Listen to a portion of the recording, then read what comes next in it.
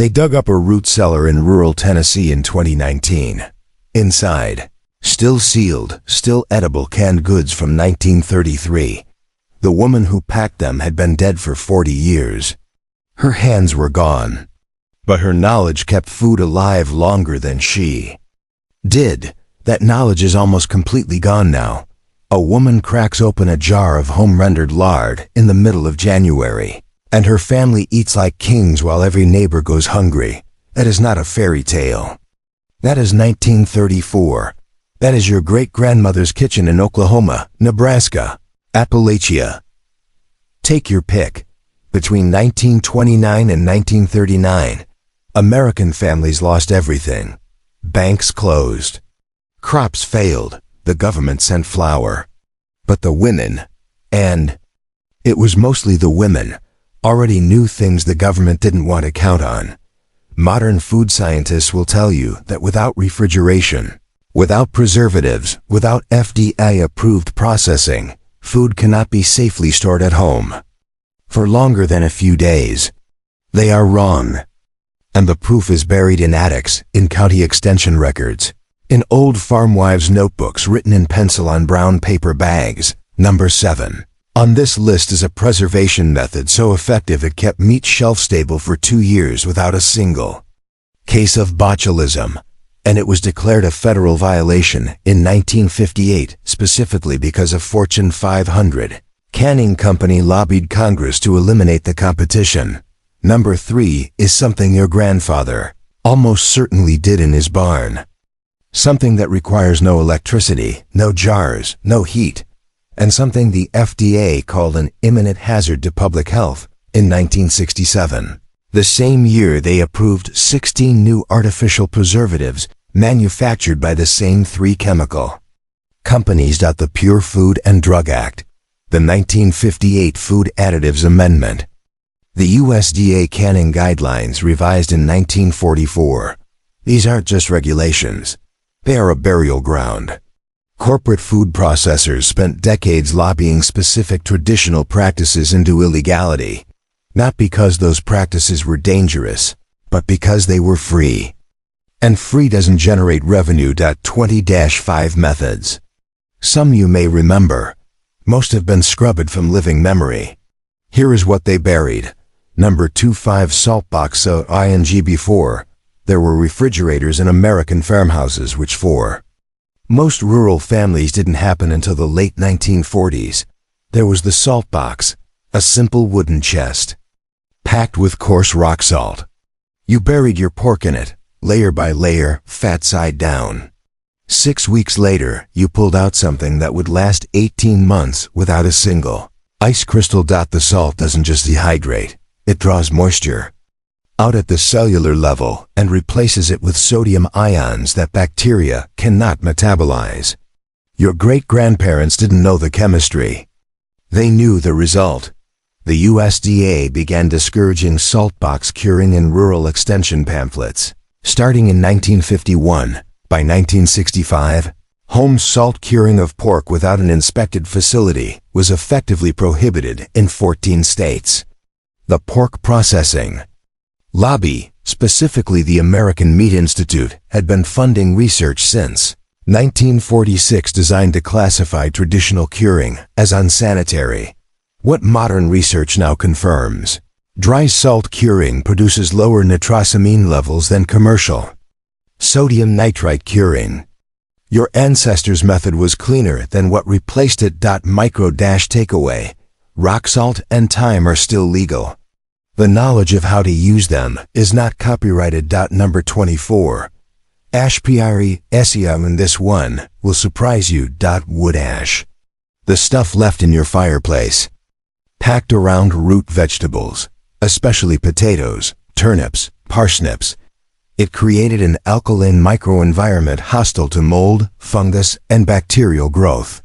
Families stored root crops from October harvest straight through to April planting, using nothing but a dry cellar and a barrel of cold ash. The pH of hardwood ash runs between 9 and 11.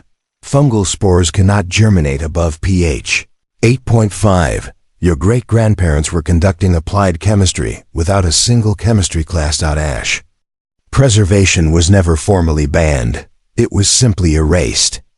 When the USDA published its first comprehensive home and garden bulletin on food storage in 1956, ash preservation was not mentioned. It had been replaced entirely by commercial wax-coated storage bags manufactured by, you guessed it, a subsidiary of Dow Chemical. Micro takeaway: hardwood ash from untreated wood still works today. Temperature stays the variable. Number 23. Potted meat, under rendered FAT. Technique has a French name, confit. But American frontier families didn't need a French name. They needed their pork to survive July. You cooked the meat through. You packed it into a ceramic crock. And you poured a half-inch seal of rendered fat, lard, tallow, duck fat, over the top while it was still liquid. That fat hardened into an airtight cap that oxygen could not penetrate. Anaerobic bacteria require specific conditions. Properly rendered fat, hot enough, clean enough, denied them every condition they needed. Documented use in American frontier communities from the 1820s through the 1940s. The practice appears in extension office records from Missouri, Kansas, and Iowa as late as 1948. The FDA's 1969 Good Manufacturing Practice regulations effectively required commercial hermetic sealing for any shelf-stable meat product. Home potting under fat, while never explicitly named, fell into a gray zone. That state health departments used to shut down any commercial sale. The practice retreated from kitchens along with it. Modern food science has fully rehabilitated the confit method. The critical variable, as your great-grandmother already knew, is temperature during the initial cook and cleanliness of the fat. Both controllable. Both free. Number 22. Smoking with corncob and HKORY. Here's what commercial smoking does not tell you. The species of wood matters more than the time in the smoker. Depression-era families in the rural South and Midwest used a specific combination, dried corncob and green hickory, that produced a smoke chemistry unlike anything from a modern smoker. The corncob contributed sugars that caramelized on the surface, creating a physical barrier. The green hickory produced phenolic compounds, specifically guaiacol and syringal, that have demonstrated antimicrobial properties in modern food science research. The result was a smoked product that stored 6 weeks unrefrigerated in a ventilated space, humidity controlled. Temperature below 60 degrees. No electricity required. Number 21. Fermented bean paste esturage. Every culture on Earth independently discovered lactofermentation. American frontier families, particularly German, Scandinavian, and Eastern European immigrant communities, brought their fermented paste traditions and adapted them to available materials. Beans, specifically navy beans and dried peas, were fermented in salt brine, packed into ceramic crocks, and stored in cool cellars for 4 to 6 months. The lactic acid produced by naturally occurring bacteria dropped the pH below 4.6, the threshold below which botulinum toxin cannot be produced. The 1944 USDA canning guidelines explicitly stated that fermented legumes could not be trusted without laboratory pH testing. The testing equipment was unavailable to rural families. The effect was to discourage the practice entirely. Coincidentally, commercial canned baked beans, already a dominant product by 1940, required no home preparation at all. Number 2. The smokehouse combination METO Dillett. Man named Earl Grayson of Harlan County, Kentucky. The county extension agent came to his property in 1961 and found a smokehouse that hadn't changed in 40 years. Hanging from the rafters, 22 sides of pork in various stages of cure. The agent filed a report. The state health department sent a follow-up. Earl Grayson told them, calmly, with documentation going back to his grandfather's time, that not one member of his family had experienced a foodborne illness from that. Smokehouse in 3 generations. They condemned the building anyway. What Earl Grayson was doing was a combination method. Salt dry cure followed by a cold smoke at temperatures below 100 degrees for a minimum of 72 hours, followed by a final hot smoke to bring the internal temperature above 140 degrees. 3 stages, each one targeting a different biological threat. The salt drew out moisture. The cold smoke deposited antimicrobials. The hot smoke pasteurized the interior. The USDA's commercial smoking standards, revised in 1957 under pressure from the meatpacking industry, required internal temperature verification with calibrated instruments and processing in inspected facilities. A farmhouse smokehouse met none of those criteria by definition, not because the method was unsafe, but because it was unverifiable by commercial standards. Designed for commercial operations. Modern food scientists who've studied traditional combination curing methods have found they produce consistent results when the 3-stage sequence is followed correctly. Earl Grayson's grandfather could have told them that for free. Nobody asked. And if you think that was the most aggressive piece of corporate lobbying that erased a preservation method, wait until we get to number 7. What that company did to an entire generation of home canners is something that should make you genuinely angry. Number 19. Vinegar pickling without sugar. Modern pickling recipes, the ones on the back of the ball jar box, call for sugar, significant amounts of sugar. There's a reason for that, and it has nothing to do with preservation. Depression era. Pickling used straight apple cider vinegar, often home fermented, at 5 to 6% acidity, salt, spices, no sugar. The result was shelf-stable for 2 years in a cool cellar and had a sharp, complex flavor that bore no resemblance to modern commercial pickles. The sugar was introduced to commercial pickle recipes in the 1930s and 40s to appeal to changing consumer taste preferences that were themselves shaped by sugar industry marketing campaigns. Home picklers adopted the commercial recipe out of habit. The sugarless original was forgotten. The unsweetened method works better as a preservative. Lower water activity, higher effective acidity. Your great-grandmother's half-sour dills were safer than the bread and butter pickles that replaced them. Number 18. Dried herb salt rubs. Before we hit number 17. Understand that what I'm about to describe was practiced across 16 states and eliminated not by a single law but by a coordinated campaign of health department guidance letters issued between 1955 and 1963. No vote, no public comment. Just paperwork. Herb salt rubs, combinations of coarse salt, dried sage, dried thyme, and sometimes dried juniper berry, were applied to poultry and game birds before hanging in cool, ventilated spaces. The antimicrobial properties of sage and thyme essential oils, specifically thymol and carvacrol, were documented in food science literature as early as 1938. The herb components created a secondary barrier that the salt alone didn't provide. By 1963, every state health department in the continental United States had issued guidance stating that poultry should not be stored unrefrigerated for more than 2 hours, regardless of treatment. The guidance made no exception for traditional preservation methods. It was based on commercial poultry, mass-raised, high-density birds with dramatically higher pathogen loads than the backyard chickens. Those guidance letters were aimed at eliminating. Let's stop the countdown for 60 seconds and look at what's actually happening here.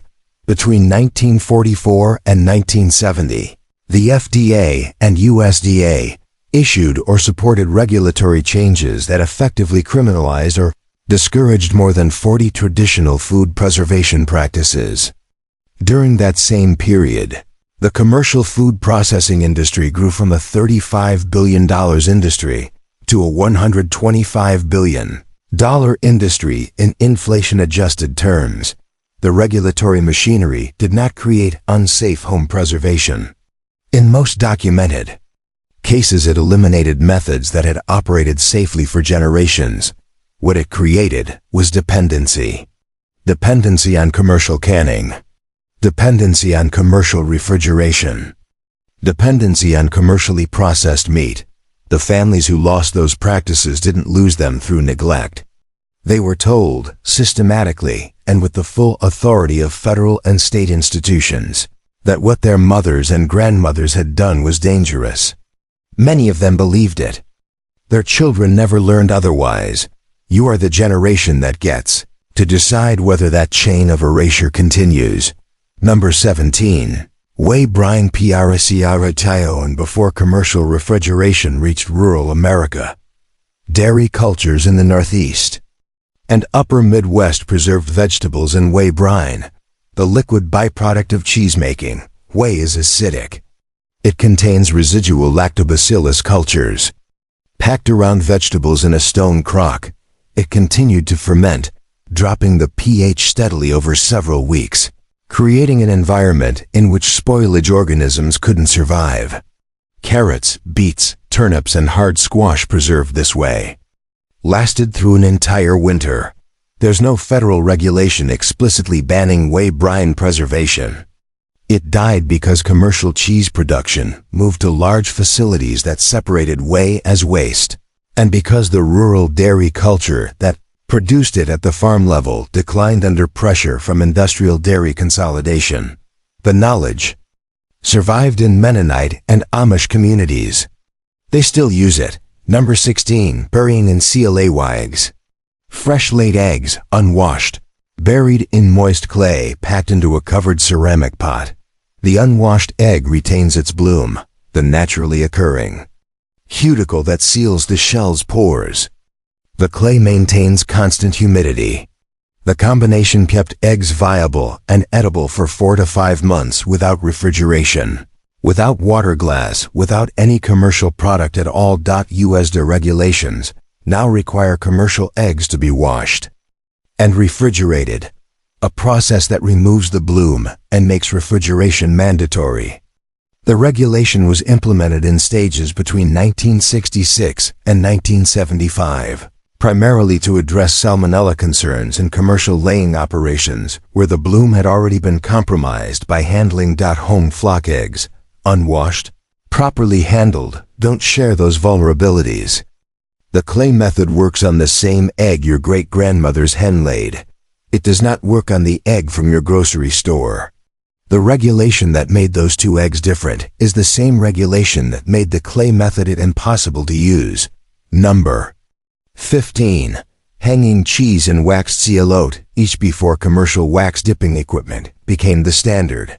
Farmhouse cheesemakers in Pennsylvania, Ohio, and New England wrapped their aging wheels in cloth, specifically linen or muslin, that had been boiled in beeswax and allowed to cool into a semi-rigid wrap. The waxed cloth was breathable in a way that commercial wax dipping is not. It allowed the rind to develop naturally while preventing excess moisture loss. A properly wrapped hard cheese aged in a cool cellar would last 12 to 18 months in edible condition. FDA standards for commercial cheese aging, revised in 1949, required facilities with temperature controls, sanitation protocols, and inspectable surfaces.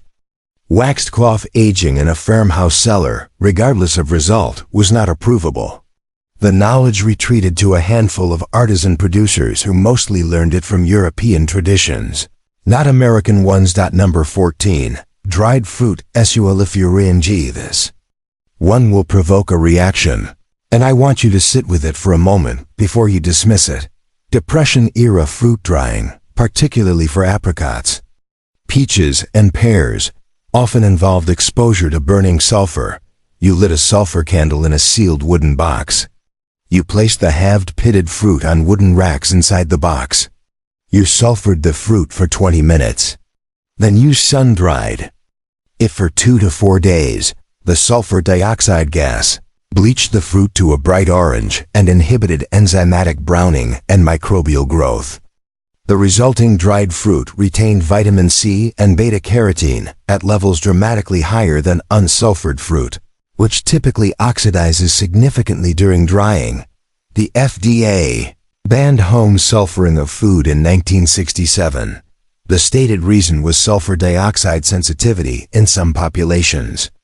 The unstated reason, documented in internal USDA correspondence obtained through later FOIA requests, was that home sulfuring was undercutting commercial dried fruit producers in California, who had invested in industrial sulfuring equipment and couldn't compete with backyard operations that did it with a 5-cent candle. Commercial dried apricots are still sulfured.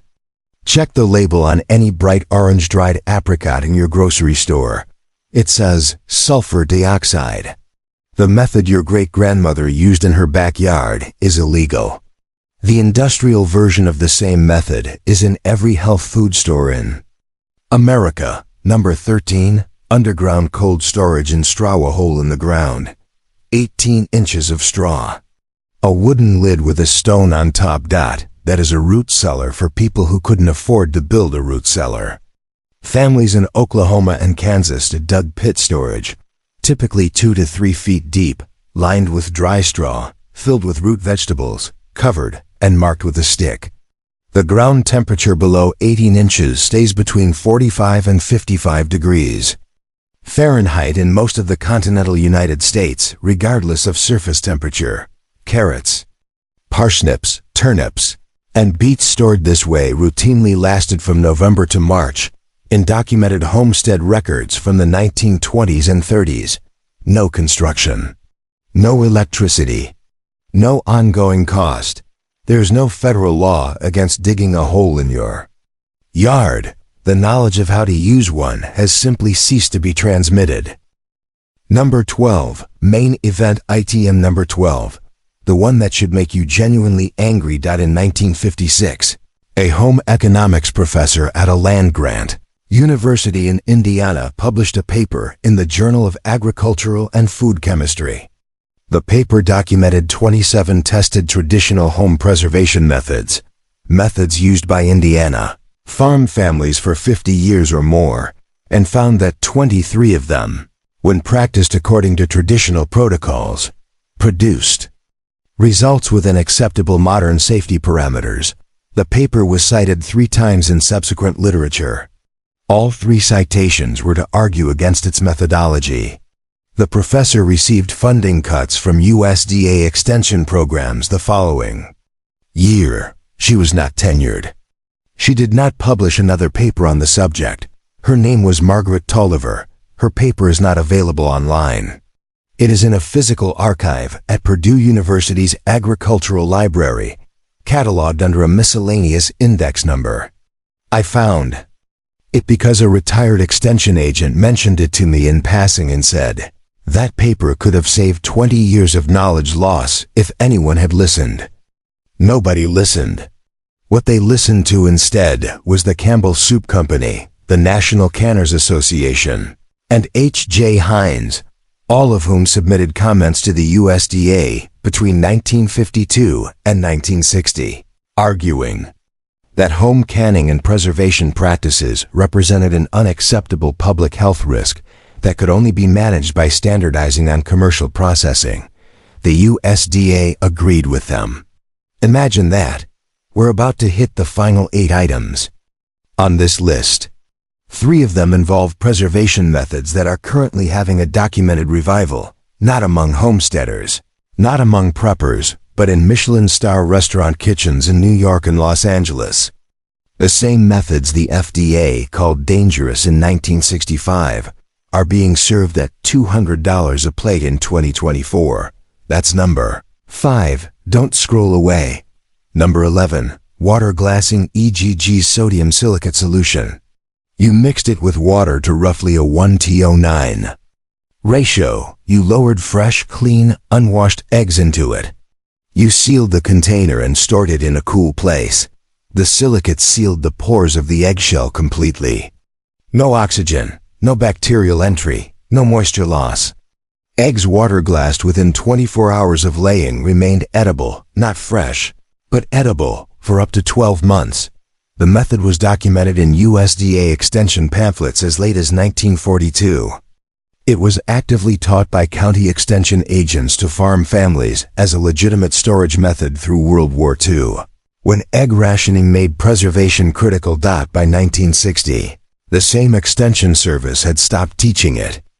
By 1970, it was mentioned only as a historical footnote. Sodium silicate itself is still commercially available. It is used as a wood hardener, a concrete sealer, and a chemical reagent.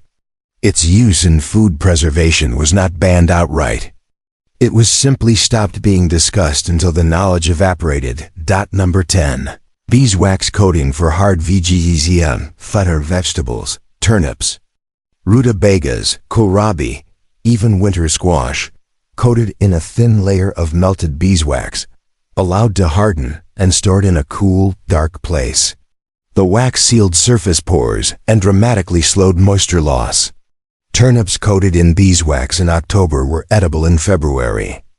Uncoated, they began desiccating by December. The practice required beeswax, which meant it required bees, which meant it was tied to the decline of small-scale beekeeping in rural America.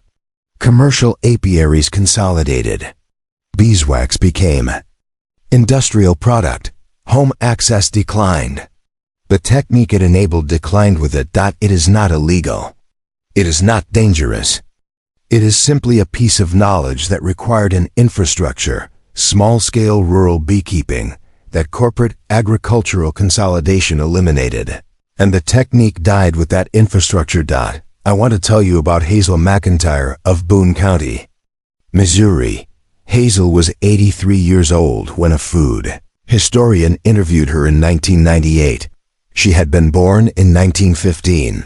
She remembered her mother's cellar, the way some people remember their mother's face, in complete detail, with complete love.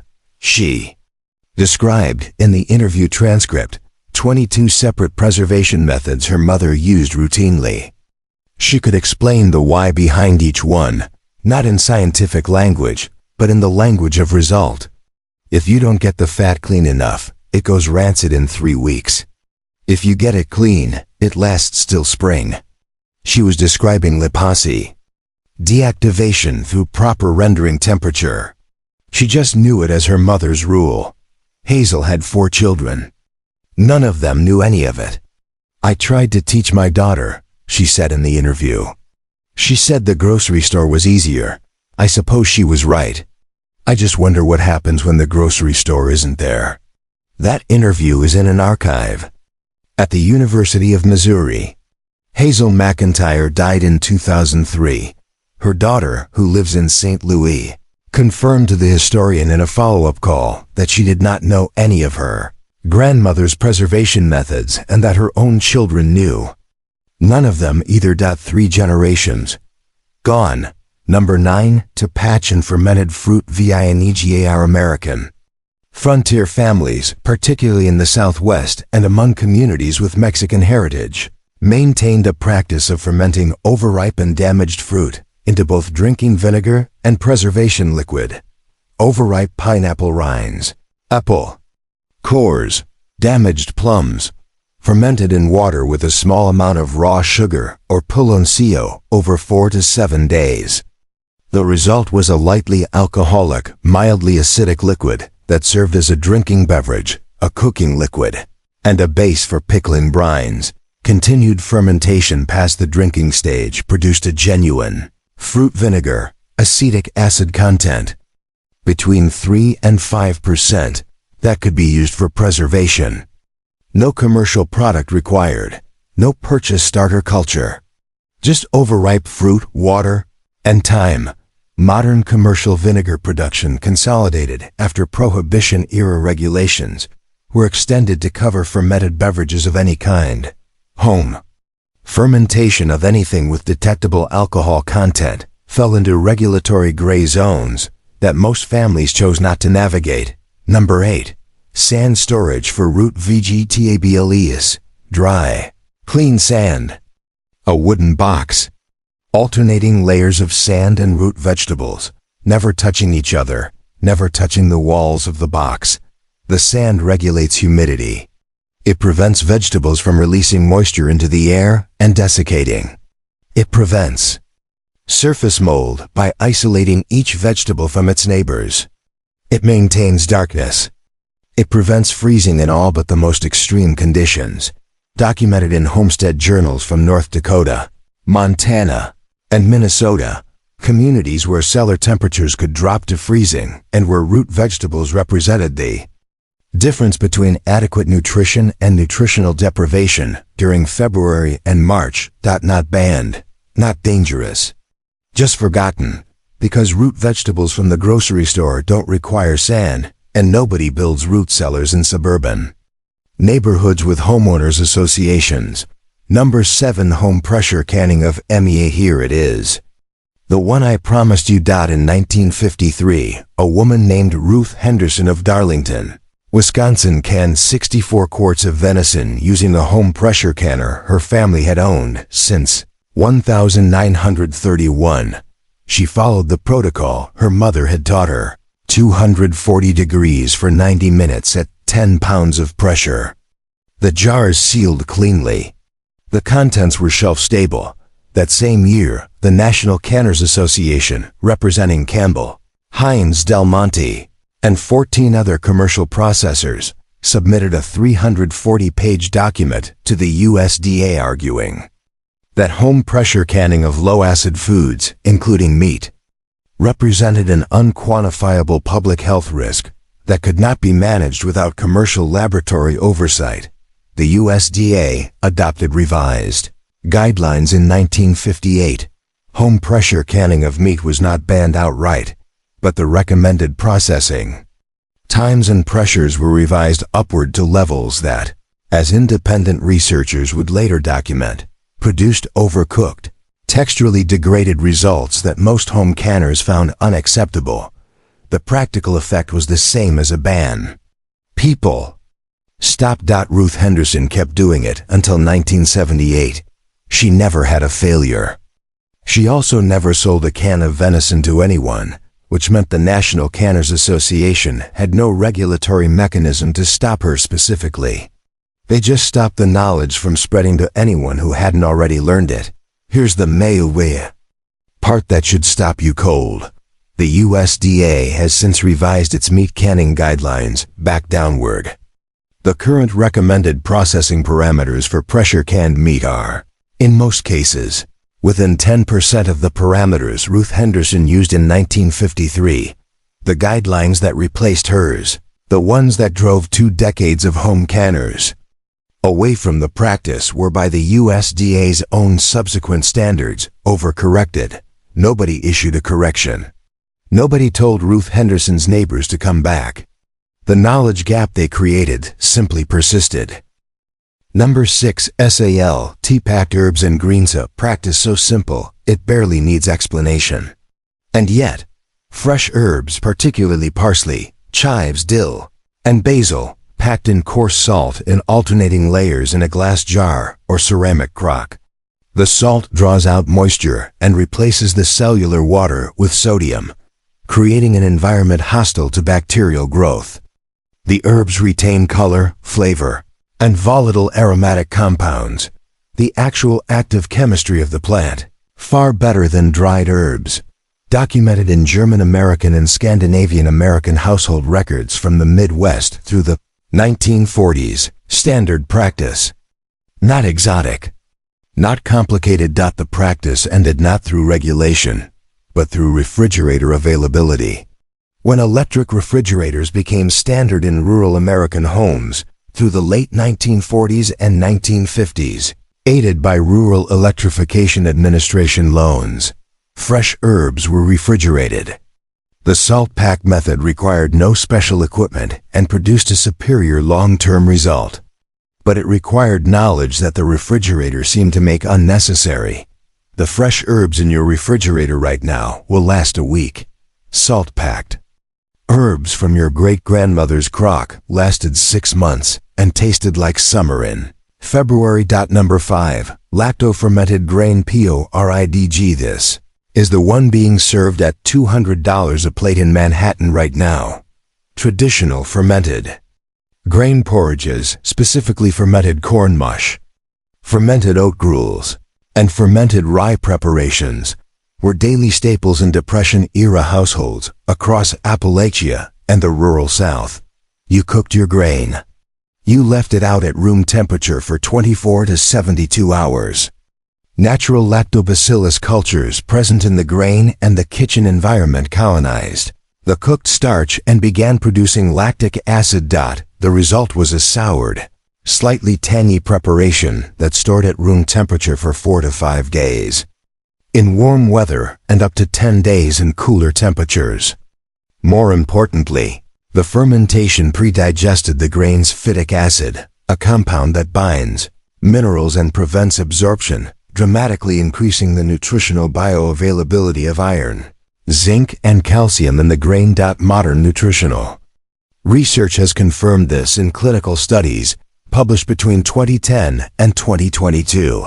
Fermented grains provide demonstrably higher mineral bioavailability than unfermented grains.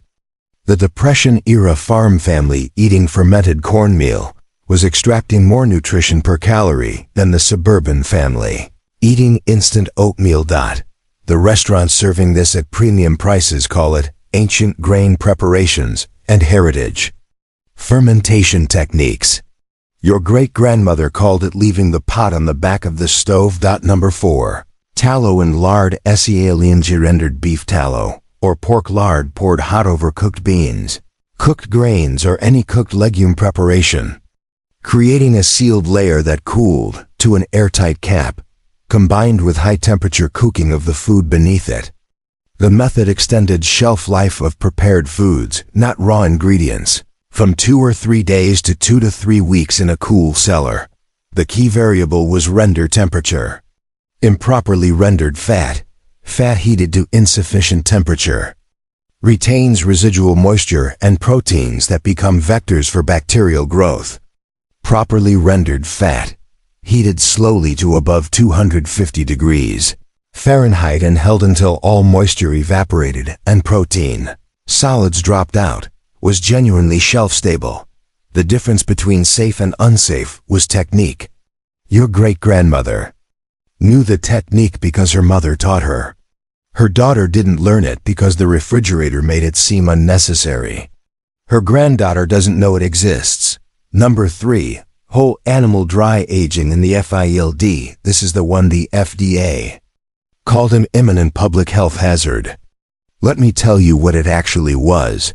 Before commercial butchering was available in every county, which for most rural areas was not until the mid-1950s, hunting and farming families dry-aged whole carcasses in the field immediately after harvest. The animal was hung immediately after gutting and skinning in a shaded, ventilated location, a barn, a tree, a purpose-built hanging frame, at temperatures below 45 degrees Fahrenheit. It hung for 7 to 14 days. The surface dried to a firm pellicle that sealed the interior from contamination. Enzymatic processes in the meat broke down collagen, tenderizing tissue in ways that no mechanical process replicated. The resulting meat had a flavor profile and texture that commercial, refrigerator-aged beef does not achieve. The FDA's 1967 Guidance on Meat Handling, developed in the context of commercial slaughterhouse operations with industrial-scale contamination risks, was applied wholesale to subsistence hunting and farming operations. A deer harvested cleanly in the field by a single hunter and hung immediately in a barn is not a commercial slaughterhouse. It never was. The regulatory framework that treated it as one was developed by, and primarily benefited, commercial meat processors who competed with, and wanted to discourage, home butchering. Dry aging at the commercial level is currently experiencing a significant revival. High-end steakhouses market dry-aged beef as a premium product and charge accordingly. The same process, applied at home, is legally uncertain in most states. The knowledge to do it safely, which generations of American hunters possessed without formal training, is nearly gone. Number 2. Controlled mold cultivation on cheese and cured meat. This requires you to set aside everything you've been told about mold. Traditional cheesemakers and meat curers, specifically in communities with German, Italian, and Eastern European heritage, understood that not all mold is dangerous. They understood it empirically, through generations of observed result. Before modern mycology existed, specific mold strains, the gray-green bloom that develops on country ham, the white Penicillium candidum on soft-ripened cheese, the blue-green interior veining encouraged in aged wheels, were not contamination. They were product. They were intentionally cultivated environmental molds that produced antimicrobial compounds, developed flavor complexity, and contributed to the preservation of the food beneath them.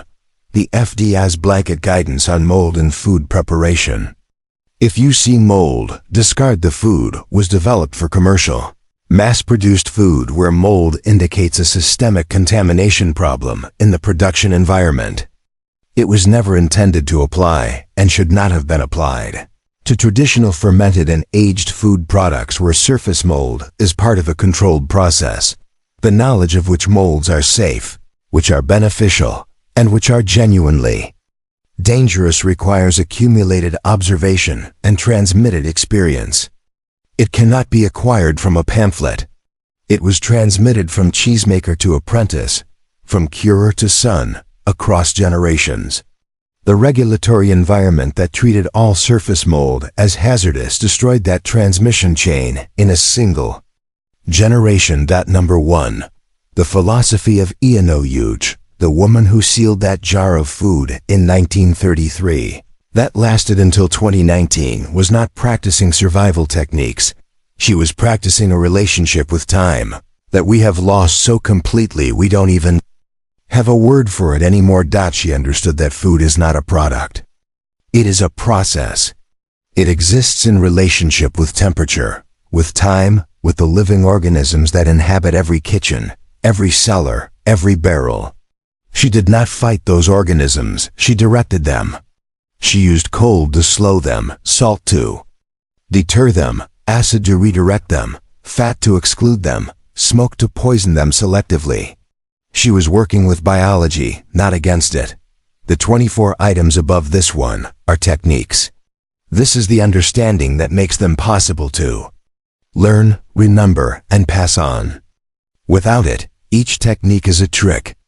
With it, each technique is an expression of a single principle, that the natural world, understood correctly, provides everything necessary for a human life. The companies that lobbied these practices into irrelevance understood something important. They couldn't sell you what you already knew how to do for free. The only way to create a market was to eliminate the knowledge that made the market unnecessary. They succeeded. For 2 generations, they completely succeeded. Whether they continue to succeed is no longer their decision. It is yours. If this knowledge continues to disappear, if one more generation grows up without a single person in their family who can preserve a protein, ferment a vegetable, or store a root crop through a winter without electricity, then the next crisis, whatever it is, will find us unable to do what our great-grandparents did without thinking. That is not a hypothetical. That is a trajectory we are already on. So, here is your challenge. Pick one. Just one method from this list. Not the hardest one. Not the most dramatic one. The one that requires the least equipment to start. Salt pack some herbs this week. Make a small batch of lacto-fermented vegetables. Render a pound of lard and learn what properly rendered fat looks and smells like. Then come back. Tell me which one you tried. Tell me what happened. If you're watching this channel for the first time, hit subscribe. We cover this territory every week. The knowledge exists. It is recoverable.